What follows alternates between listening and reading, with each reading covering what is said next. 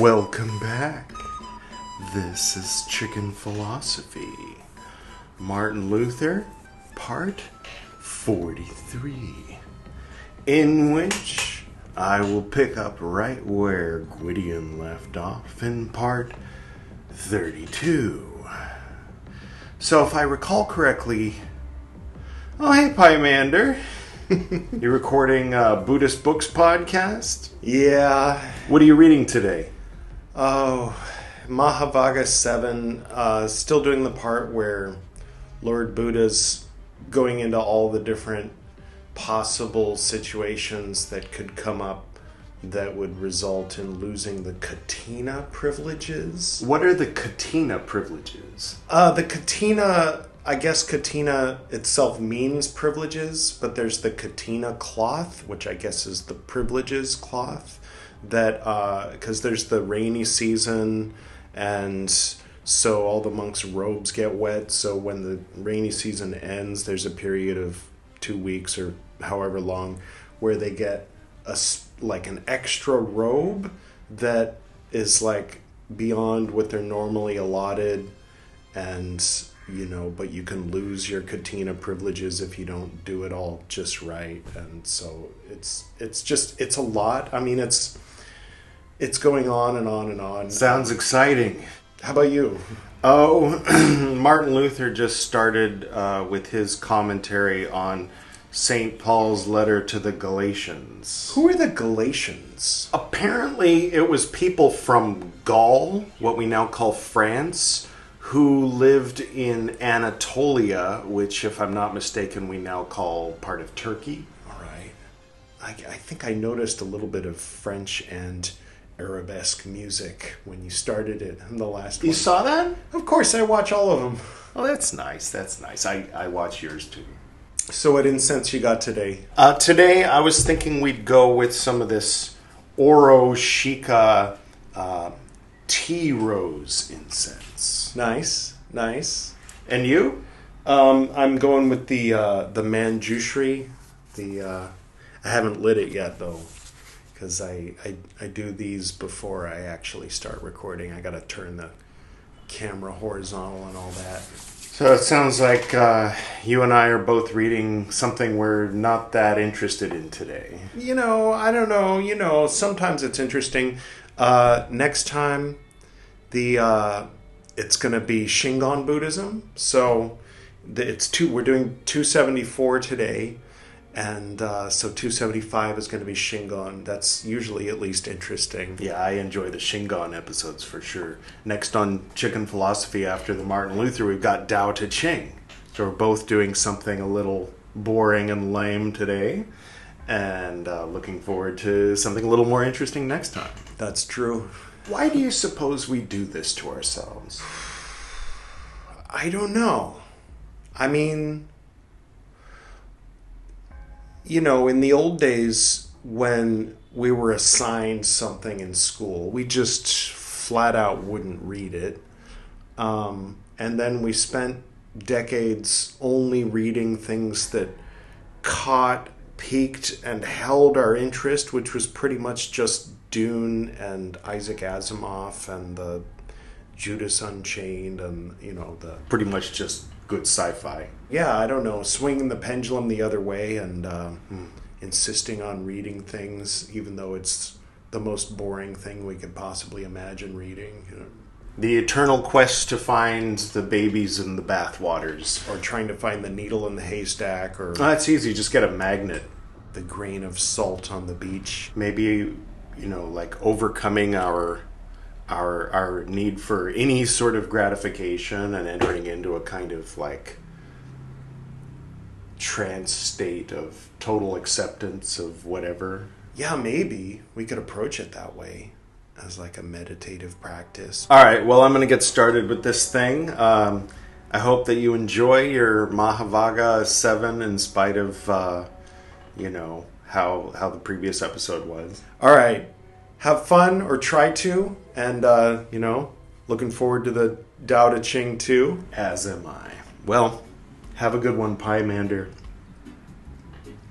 It's nice when he stops by. Hopefully the sound of him reading won't interfere with the sound of me. It should be fine. I think there's a time difference, some kind of out of phase situation. Okay, let's see. Oh, we got a Squid Game thing happening. Cool. Any relation to the Martin Luther? Maybe. We'll find out, I guess. All right, let's. I'm actually looking forward to this because Galatians isn't something I'm vaguely familiar with. 1 Corinthians because of the love is patient, love is kind, and Romans because of every Sunday we had to recite that before our mandatory second order meetings. Oh, did I just reveal something? Well, good thing I'm a chief. I can give myself permission. That's how that works. If you were wondering, I'm not breaking any oaths. I just got given too much authority and saw how others abused theirs and decided to abuse mine in a way that felt right, or at least good. Sometimes bad. Sometimes you gotta feel bad in order to feel good. Tight rubber band and all that. The argument of St. Paul's epistle to the Galatians. All right, okay. And so in the end of part 42, we read the Penguin Boys introduction. Now we're actually reading Martin Luther talking about Paul's letter to the Galatians from the Bible. Last time we had the Nag Hammadi uncanonized stuff. Now we've got Martin Luther talking about some of the canonized stuff. So a little of this, a little of that. Don't be afraid to click on that one. Sometimes I get silly with the thumbnails. Like there was one part, I won't spoil it, but if you missed it, go ahead and watch Nag Hammadi first. Don't be scared. It's not that bad. Nag Hammadi part, what was it? 22? Just go watch that and then watch this one afterward. Okay. So, see, it wasn't so bad. I mean, it was a little edgy using the whole police academy thing, but it's like if you got the reference, then, it's kind of on you for getting the reference. Special biker bar, Blue Oyster Bar thing. All right. Well, anyway, I'll go ahead and get to the reading. When I was in high school, I determined that I was 85% heterosexual and 15% not. And that kind of was my slim pass to make little jokes like playing the Blue Oyster theme after talking about surrendering to the Lord or whatever that was that prompted that whole. First, we must speak of Paul's line of reasoning, that is, of the issue with which Paul deals in the epistle. May I compliment your not ending the sentence with a preposition? That's one of those things that's not actually a rule. It's just some asshole in the 1800s wrote somewhere that that's a rule, but it's not. It's really not. It runs like this. Paul, let's all visualize. I know we're talking about the Apostle Paul, but let's picture Kyle MacLachlan. I know this is how we got through the Messiah parts of Meccan Revelation, was just by visualizing Kyle MacLachlan. So Kyle MacLachlan will save us. This is Paul Atreides writing his letter to the Galatians, but it's not Paul Atreides. Like when Paul is like anti-Semitic or chauvinistic or bigoted, narrow-minded, and says words that will echo through the centuries in the forms of various kinds of traumas, then it's not Kyle MacLachlan. But when he sounds cool and confident and Messiah-y, then all right. It runs like this. Paul wants to establish the doctrine of faith, grace, the forgiveness of sins. Well, the Fremen weren't really into that so much, but or more of a Old Testament Messiah, you know what I mean? Or Christian righteousness, right? Christian, turn the other cheek. This one, not. Some people go there, but I won't go there. That way, we may have a perfect knowledge and know the difference between Christian righteousness and all other kinds of righteousness. All right. For righteousness is of different kinds, no doubt. First, the political righteousness of worldly affairs that concern emperors, princes, philosophers, and lawyers. Well, it sounds like it's not Christian righteousness, unless you tune a little forward, and then you might find some ideas, people thinking maybe the two can overlap, you know. You might be assuming that I'm talking about the GOP and the American Evangelists, but no. I'm talking about fucking Constantine painting JC or whatever on the shields of his army. Oh, no. Because a vision told him that that would make his army invincible. Do you think that that vision came from the Holy Spirit, or was it Satan? I mean, I tend to throw in with the Gnostics on that one particular issue that I think that wasn't necessarily the best thing. But I don't know, I don't know. Like, the mainstream Christians will say, hey, Jesus is omniscient and all-powerful, so, like, he knew that would happen. Even if he knew that vision would come from Satan, it would end up resulting in, the colonization of Goa, for instance, eventually. I mean, there's a lot of churches. Never mind, I'll just... This includes also the ceremonial righteousness of human traditions that concerns the Pope. Oh, wait, he's from Chicago. I can't do a Chicago accent. We're on a mission from God. Aren't they from Chicago? Never mind. Yes. This includes all the ceremonial righteousness of human traditions that concerns the Pope and others who observe various ritual traditions. Based on what we know of Martin Luther, I think that doesn't count as Christian righteousness, because the Pope and true Christianity, I think, are very distinct things in Martin Luther's cosmology. Is that cosmology? Maybe. Astral cosmology. Parents and teachers, is there any other kind? Yes. I mean, depending on where you draw the lines, since we only actually experience the physical plane through the bottom layer of the astral plane, if you ask me. Which you didn't. I mean, I guess you did by watching this. Subscribe. Yeah. Don't forget, I like to see that subscriber count go up. So, anyway, parents and teachers may teach this righteousness without danger. Yeah, it's like not bad. You can be the Pope. Wait a minute. You can be the Pope? Because they do not attribute to it any power to make satisfaction for sin. I think the Pope thing, to placate God and to earn grace. You gotta earn it. Call back. But they teach that these ceremonies are necessary only for moral discipline and for certain observances.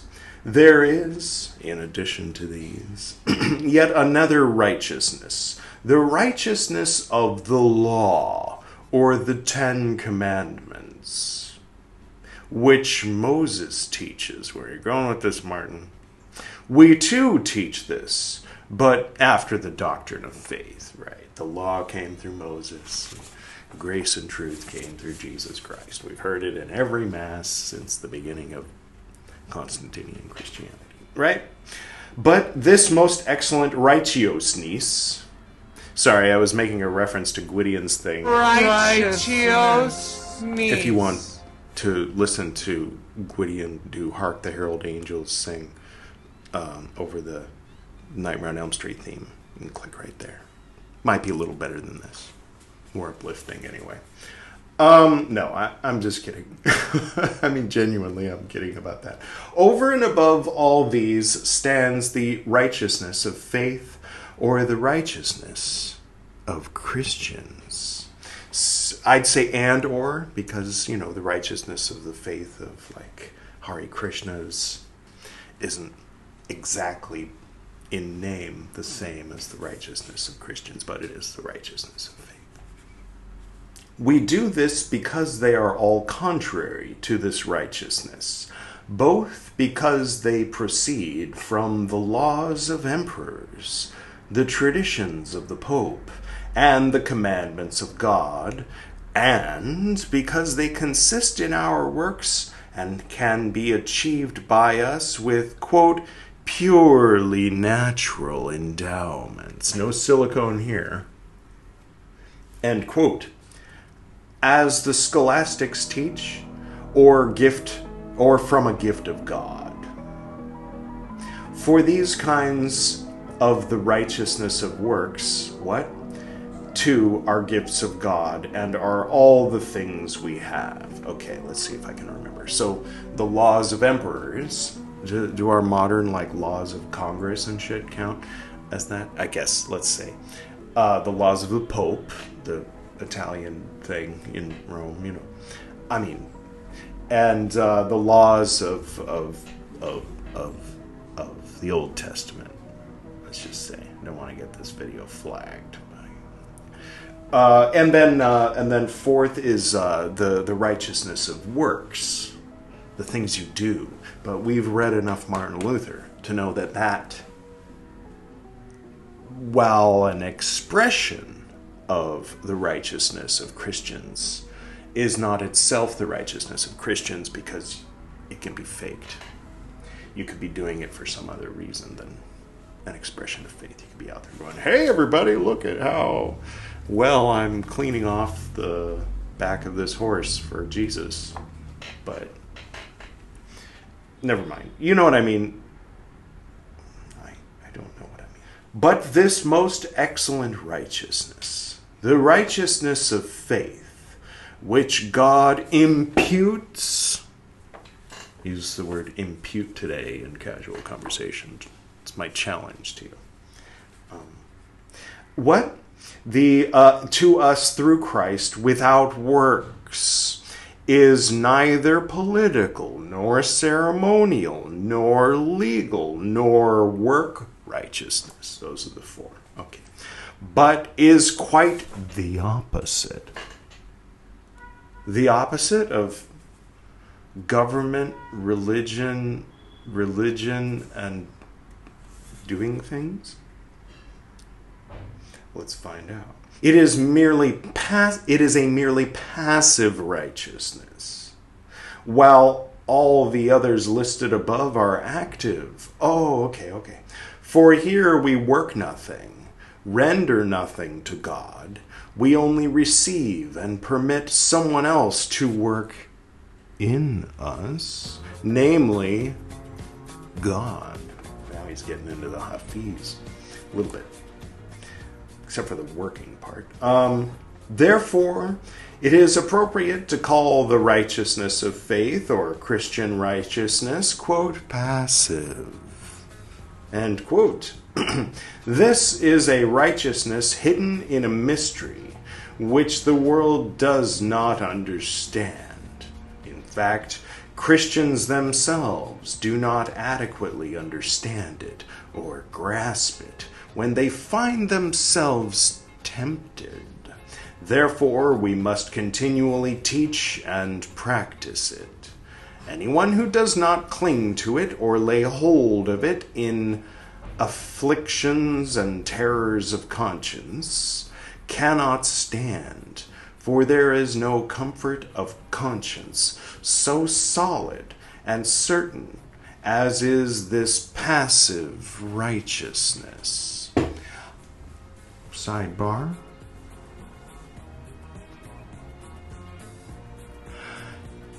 It takes an active effort to tune in the radio dial of your attention and focus, and to turn up the volume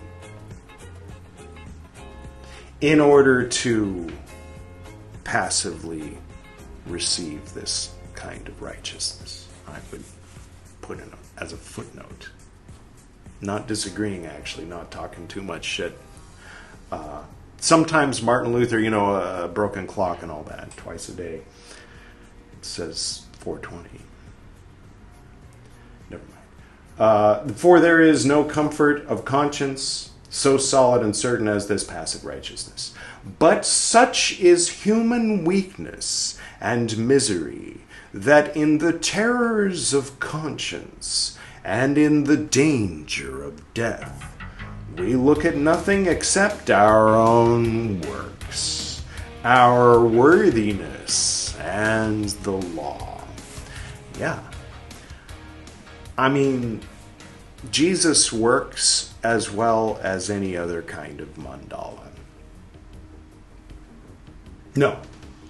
Jesus is among the very best kinds of mandalas.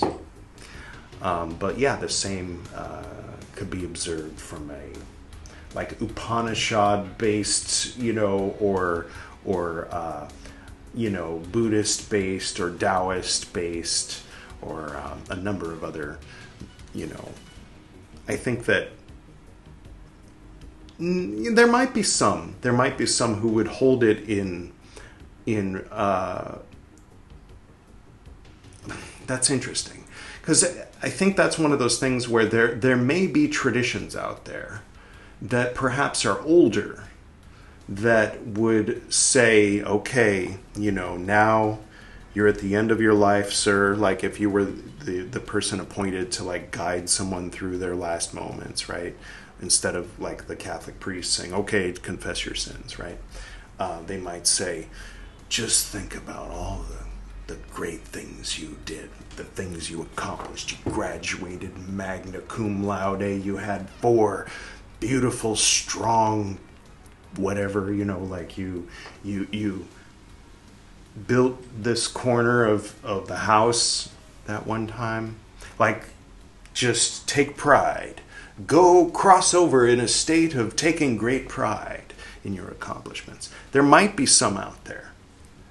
It feels intuitive to me that there would be people who would hold that as a positive way to cross over. I mean, it's probably more pleasant than just regret or something. There's probably really horrifying ways to cross. But not meaning to give anyone a bad trip. It's the same kind of thing though.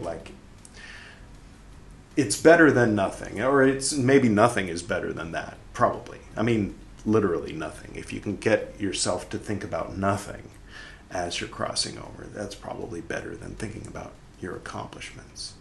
But going into a state of the passive righteousness of faith, as Martin put it, is a good one, I'd say. Maybe not as good as nothing, but it's up there. It's pointing in the direction of nothing. Nothing being the highest thing. Remember the veils of negative existence. But I think there might be other useful mandalas as well, especially for those who are allergic to Martin Luther and his carbon copies or whatever.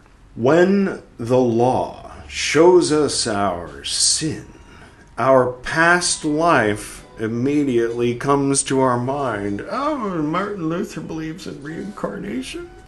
He said past life, or at least Penguin translated what he said as past life. Obviously, he's not talking about past lives. He's talking about our life in the past, our past. But it is an odd choice to use a phrase like that. But anyway, continuing.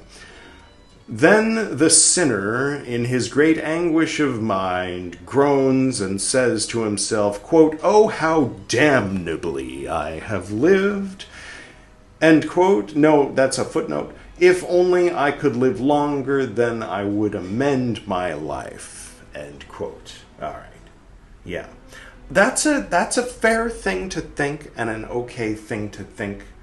As long as there's another 5 minutes afterward, if you can let go of that and move on into something else. I would personally recommend. Not to say it's not like, oh, you'll go to burn in hell forever if you're thinking about regret when, that's probably what Martin Luther would say, but I would say no.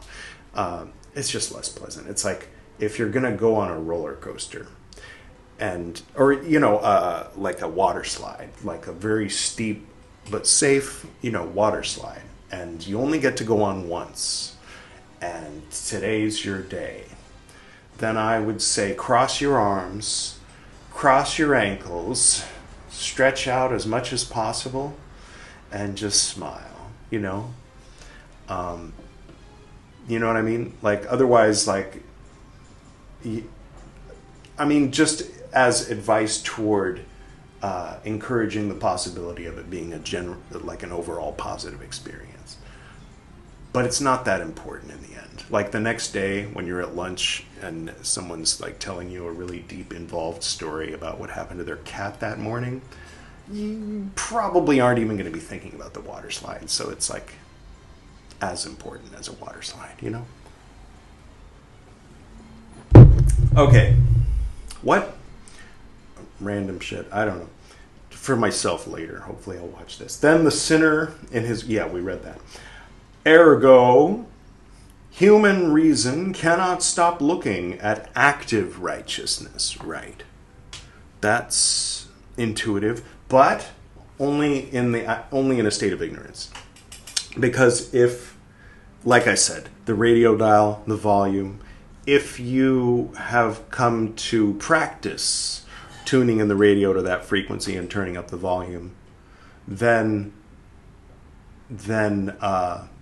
reason might tell you to do it, with that datum, that piece of information. From the point of view of reason, that's information and datum, but from the point of view of experience, it's something that transcends reason. But I think that reason can be involved in your life if you want, if you train it, if you fine-tune it.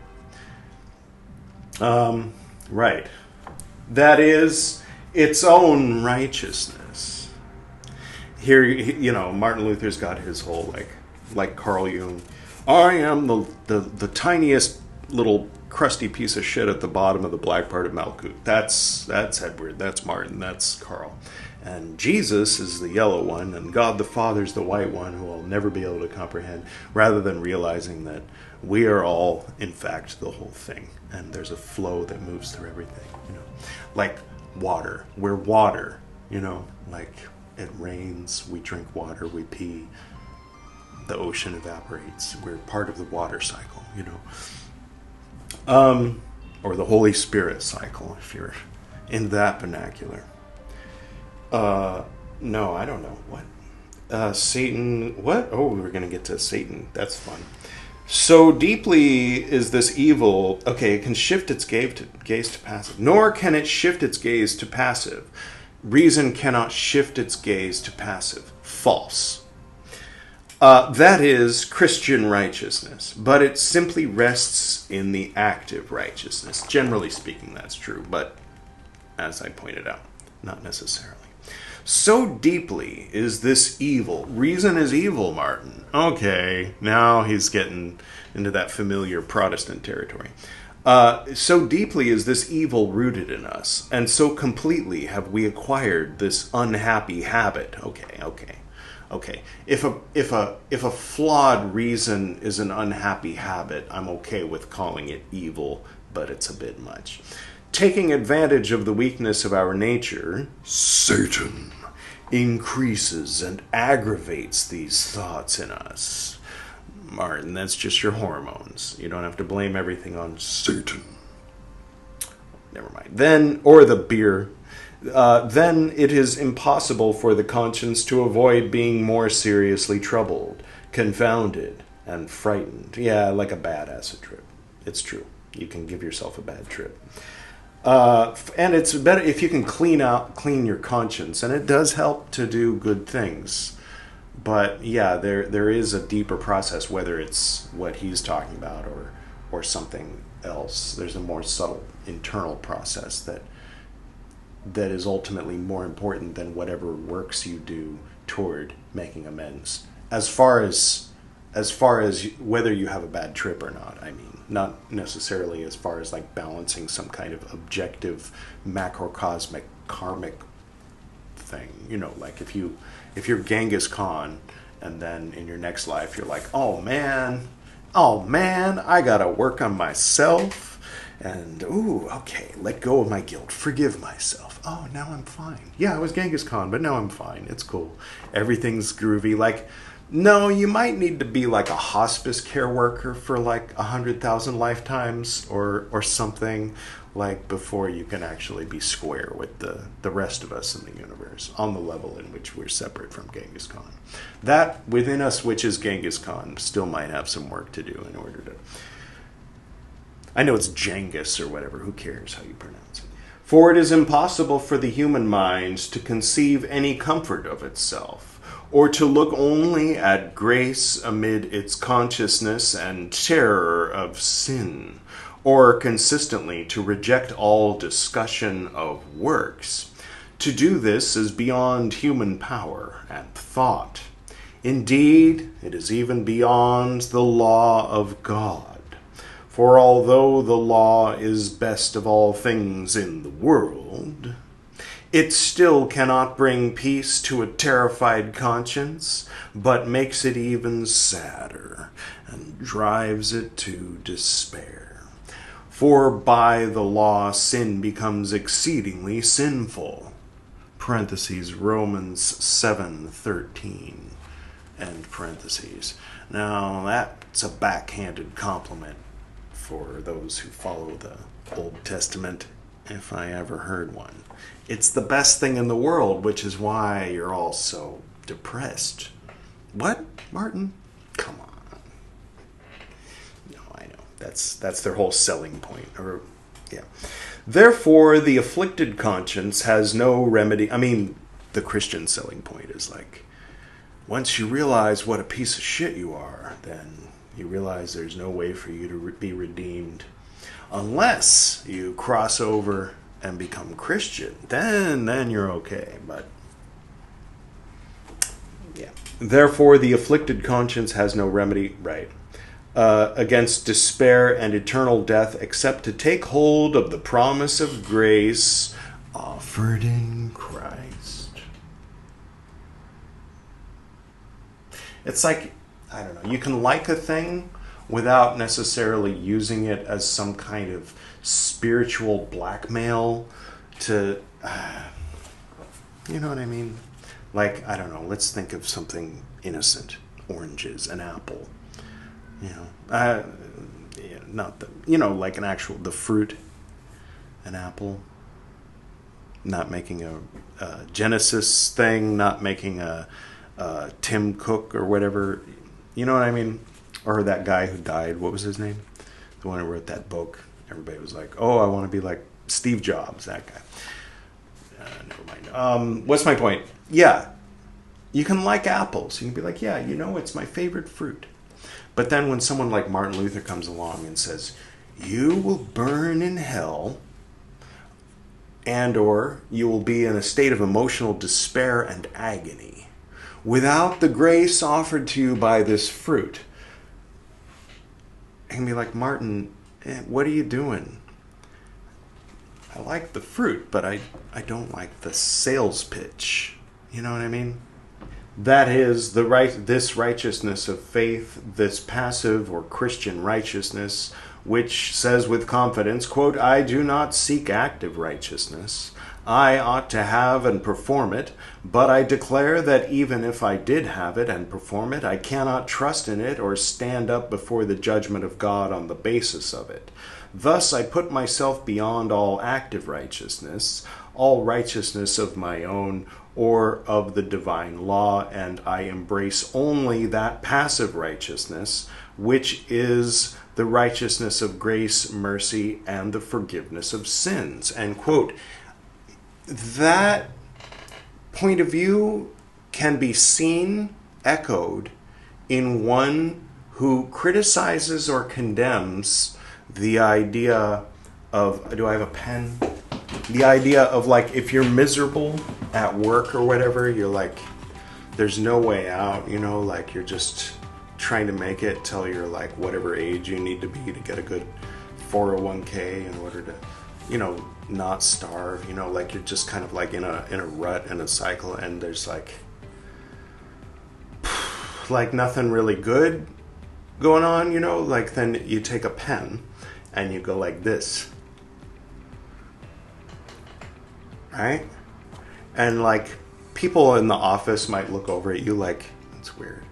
But what they don't know is that you're like your state of mind and your facial expressions are connected. So your state of mind can express itself in the form of your facial expression. But there's this like life hack, or, you know, whatever someone who doesn't like it would call it, where you can trick your brain. Eventually, the fact that you're doing this will tell your brain that you're smiling, and it'll start to release happy hormones. So in spite of the fact that there's nothing in the external world around you that you've created or that's been created for you, or however you want to look at it for whatever reason. What? Yeah, so this is works, right? And the subtler part is in here. So if you can bring yourself, I mean, I think it's better. It's definitely better if you can get yourself into a state of an internal smile, and then that expresses itself on your face. That's the natural order of things. That's how it ought to be. But Martin Luther is condemning and saying, I ought to smile, but I'm not going to fake smile. I would put a little footnote. The jury's still out on whether fake smiling has some use in certain circumstances. It can be a temporary crutch of sorts, figuratively speaking, obviously.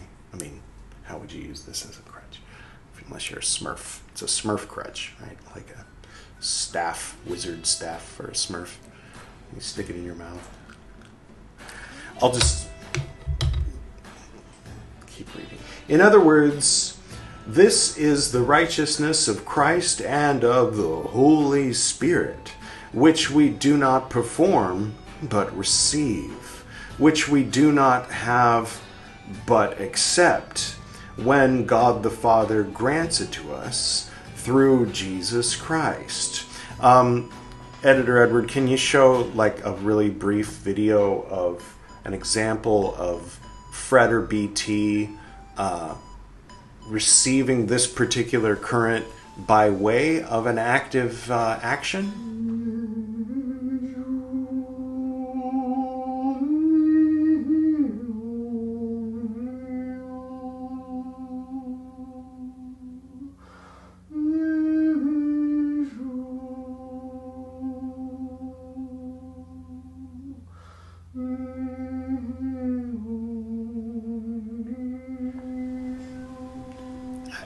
I don't know if it's the best example, but it's the best I've got.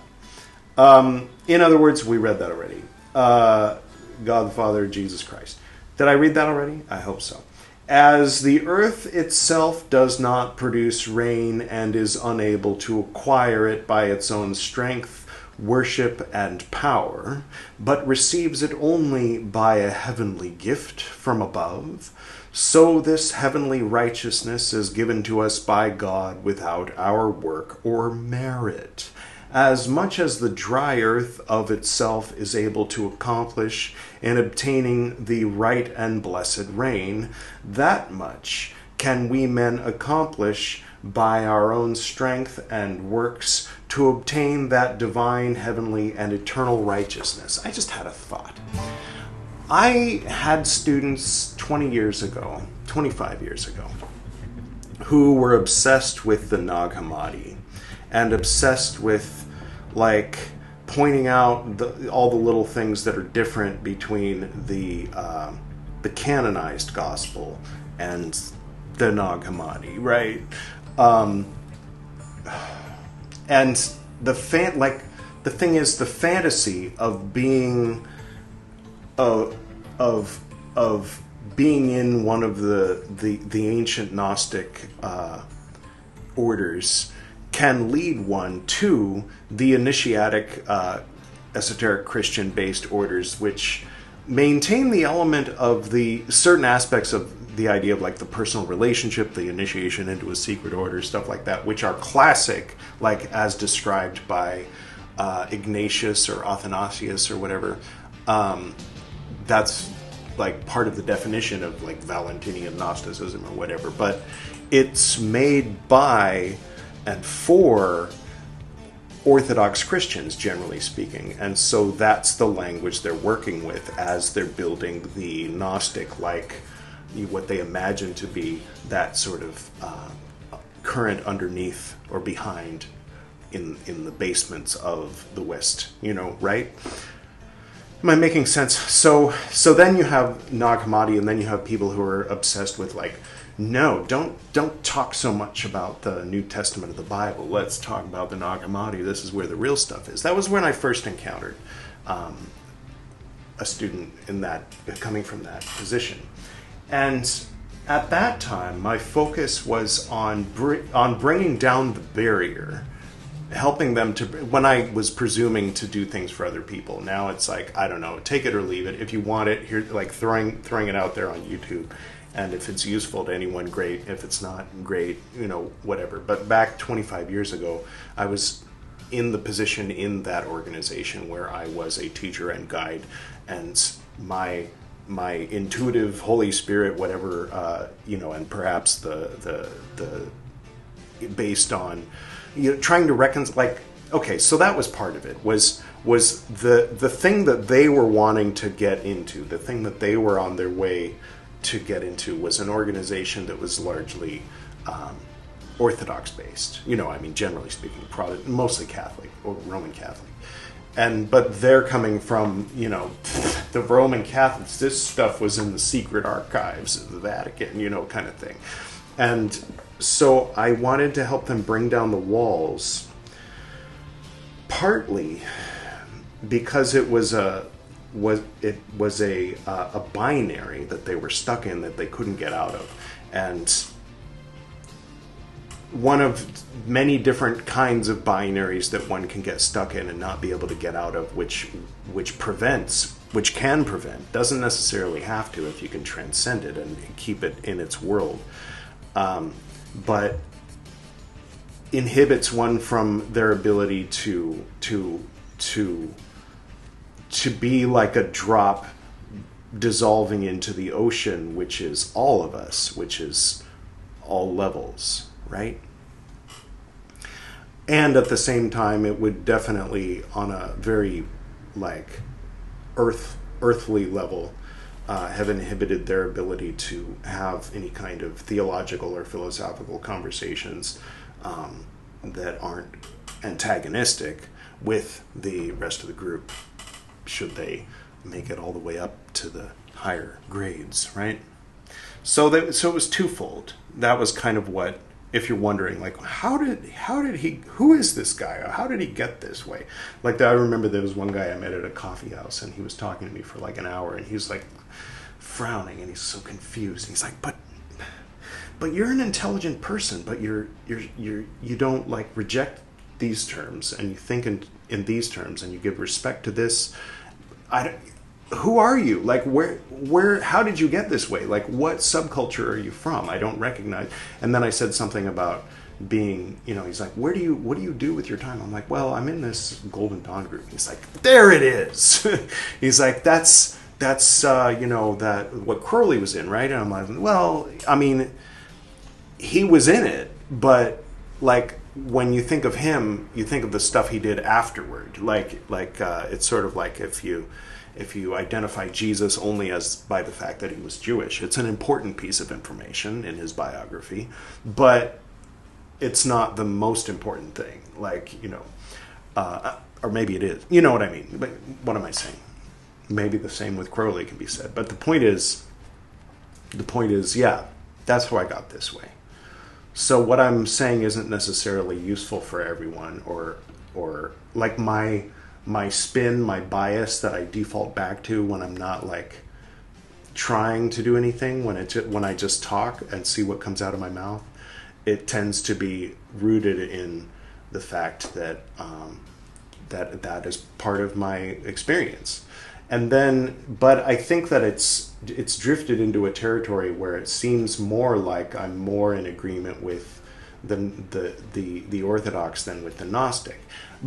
And yeah, I mean, part of that is from, you remember, it wasn't that long ago, I was reading the invocation of Jesus at the beginning of the Nag Hammadi with like so much hope and reverence, as like, this is the stuff. This is it. Finally, we've got it, you know. And then I got beat down by some of the more reminiscent of the stupid parts of the Orthodox, right? Stuff, or, you know, even worse. And like the whole like, I'm Valentinian, I hate the Orthodox, I think the Orthodox is evil and satanic and the demiurge, and that the Valentinian stuff is the real Jesus. That dichotomy, I don't personally find useful, and it's definitely antisocial. But sometimes people need to be antisocial for a while, and sometimes a while can be 100,000 lifetimes. And so I'm just like saying all this out loud so I can say it out loud and hear myself say it, that I'm not here to tell anyone not to be antisocial spiritually or within some kind of really weird Abrahamic niche sub-religion. It's fine. I mean, you know, a lot of people do it, and, you know, like that category fits a lot of people. Some more antisocial than others. You could rightly point out that, hey, by being a Nag Hammadi obsessed, self-identified, you know, Gnostic Christian, I'm definitely not as bad as you know, as Islamic State or something. You could make that argument, or you could make an argument that, oh, well, no, I understand where they're coming from, and their anger is justified, just like those guys in the forest in that one episode of Andor season 2, or whatever. I don't know what your take is on Islamic State. The point is,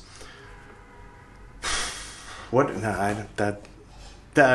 don't know what the point is. Maybe one day, future me can hear all this and say, he barfed up a bunch of stuff, and it was floating around, and it hadn't yet come around. Sorry for the visual, but it hadn't yet come into any kind of harmony.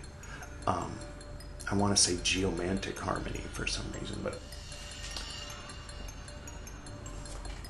all right. Did we finish the episode? I think we finished the episode, and as is often the case, I am not sure where I left off.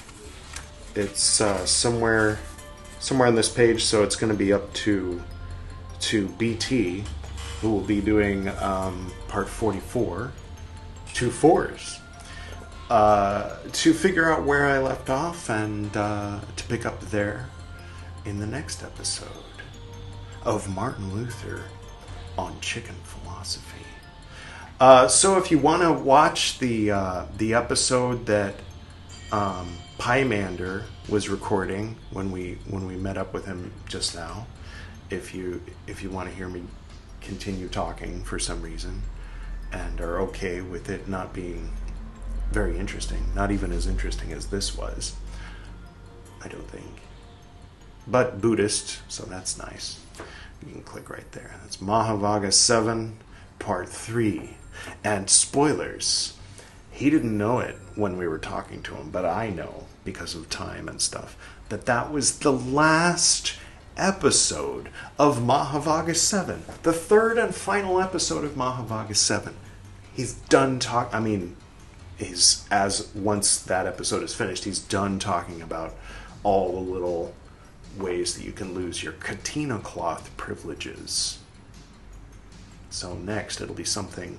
Those sections, the Mahavagga sections, usually start with like an interesting story that's kind of engaging, and then it gets repetitive, and then it's like, and then Polytech Society starts taking out most of it. So most of it is just 3 dots, 3 dots, 3 dots, and then it's like, so that's kind of the curve. Is like it starts out like, if very interesting is here, and neutral is here, and negative interest is here, it goes. That's how Mahavagga, each section, Mahavagga 1, Mahavagga 2, you get the idea. So, yeah. But then eventually I'll just go ahead and do the closing. What closing? There's no closing other than going...